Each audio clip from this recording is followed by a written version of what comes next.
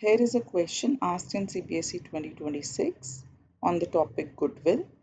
In this question, we have to calculate Goodwill using two methods, capitalization of average profits and capitalization of super profits. So first of all, we'll discuss the formula of Goodwill as per capitalization of average profits method.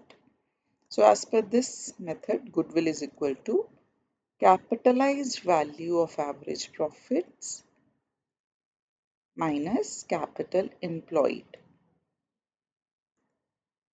And we know that capital employed is also known as net assets. And the value of capitalized value of average profit, the formula for this is average profit multiplied by 100 divided by normal rate of return. So these are the formulas which are to be used. We'll start putting the value.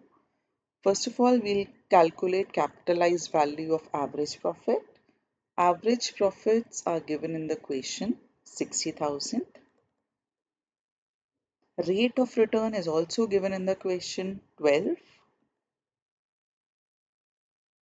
So on solving,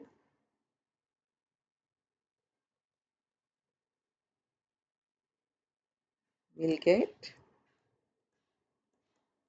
5 lakh. So capitalized value of average profit is 5 lakh. And value of net assets is given to be 4 lakh.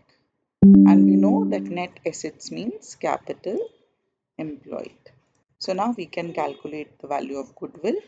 Capitalized value is 5 lakh and capital employed is 4 lakh. So goodwill as per capitalization of average profit method is rupees 1 lakh. Coming to the option 2, capitalization of super profit method.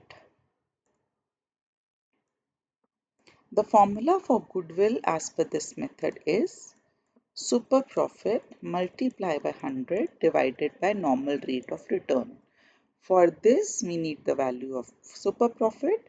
It's not directly given in the question, so we'll apply the formula. Super profit is equal to average or actual profit minus normal profit.